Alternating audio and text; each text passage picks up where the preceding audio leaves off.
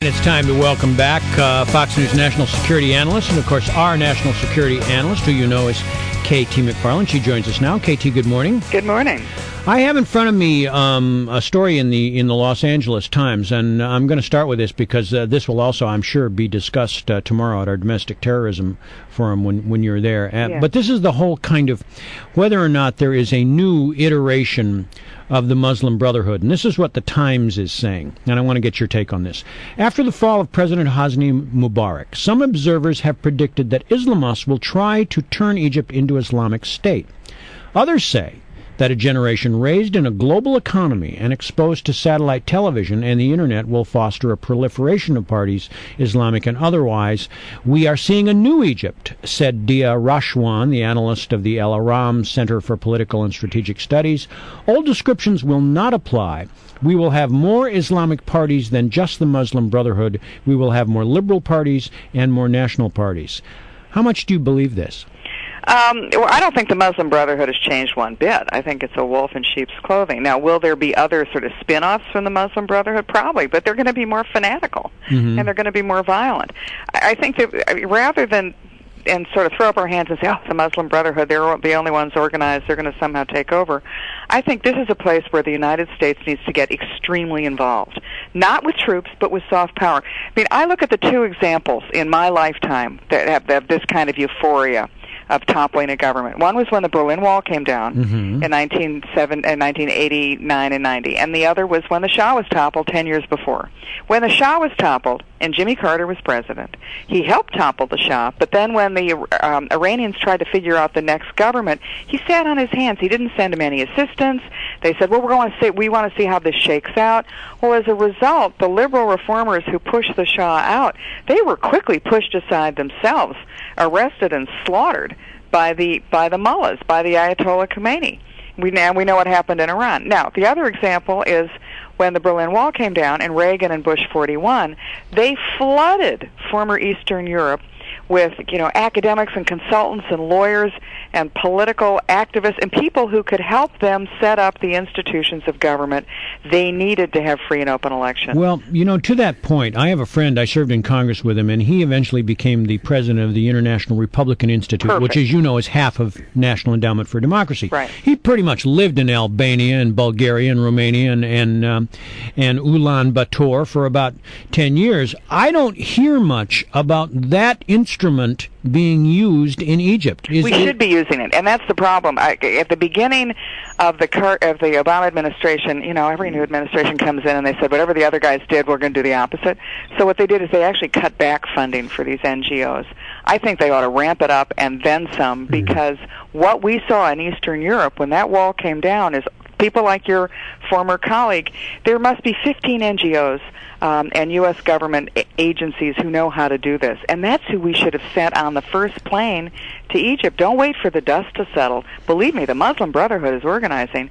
And if the reformers, the pro-democracy reformers, if they don't have help setting up these institutions of government, then then the next election, we'll go to the most organized guy. And I just have to say, the old saw about saying, well, this is a part of the world where democracy will never work. You can make the same argument of Eastern Europe. I mean, how democratic was Hungary before it became a communist country, right? Yeah, and the lift, believe me, the lift in Egypt is going to be a heavy lift because they've never had self-government in over 5,000 years.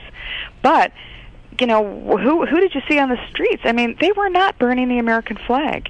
They were not saying death to Israel. They were talking about economic and political reforms so that they could have better lives. And so, wow, we should be so much behind that. That's what we believe in. That's what we're good at doing. And the outcome could not be greater for us, because if we sit on our hands and these regions, one after another, go the way of Iran, you could see a world in 5 years' time from Tunisia, potentially even over to Pakistan, where all the world's major oil resources and gas resources are controlled by Islamic fundamentalists who want a caliphate and Sharia law. On the other hand, you could see what we see in Eastern Europe, which is pro-American, pro-democracy countries that leave the region in peace. Yeah, I don't know if you've read Condoleezza Rice's op-ed piece this morning in the Washington Post. She essentially says, Mubarak is to blame for a lot of this because he was leaning towards more democratic ideas, and then he just changed midstream. Yeah. She seems to be optimistic that things can work out well in Egypt. And her point is that we essentially can't decide what's going to happen in Egypt, but we can influence them greatly. Yeah. And that includes dealing with the military, and she says links to civil society and a promise of economic assistance.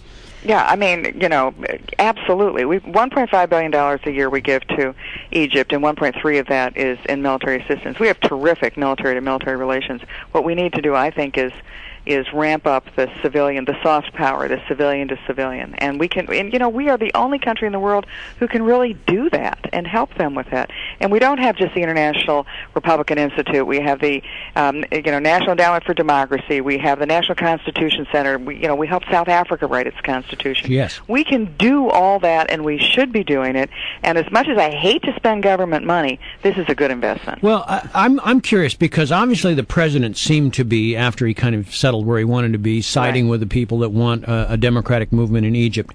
And yet he's saying we really can't judge what's going on in Iran. And it seems to me that if there was ever a country that was crying out for some kind of reform, it is Iran. Look, he has just gotten the opportunity of a lifetime that most presidents never get. He's got the opportunity for a do-over with Iran, okay? Yeah. 2 years ago, he didn't help them at all. He stood by while that protest movement was shoved aside and people were arrested and thrown in jail and executed. He's got another chance now, and he ought to be out there clamoring for the reformers in Iran, the same way Reagan did for the Poles in the solidarity labor movement. All right, what happens if these protests start popping up in other countries like Syria and Saudi Arabia, or maybe the United Arab Emirates or something like that? Or should we be supporting the people in those cases as well? Well, each country will have a different set of circumstances, but however, they all have a lot of the same factors in common. They have very large youth populations. With the exception of the oil-rich countries, they have lousy economic prospects. Young people are educated, no jobs, and no prospects, and they're all governed by aging autocracies that believe in crony capitalism. So to the extent that this revolution spreads, yes, I think it spreads horizontally from youth to youth, country to country. Should we be supporting it? Well, I don't think we should be toppling anybody, but I don't think we should be propping anybody up either. And, this is going to be everybody likes stability. Well, sorry, that milk has already been spilled. It's not going to be a stable region. And our responsibility for our future and our self-interest is to make sure we're on the right side of history and we help influence that history. And like Fred said, you don't tell them what to do, you just help them do it. You're right. All right, KT, always good to talk to you. We'll see you tomorrow night. See you tomorrow. Bye, guys. KT McFarland, Fox News National.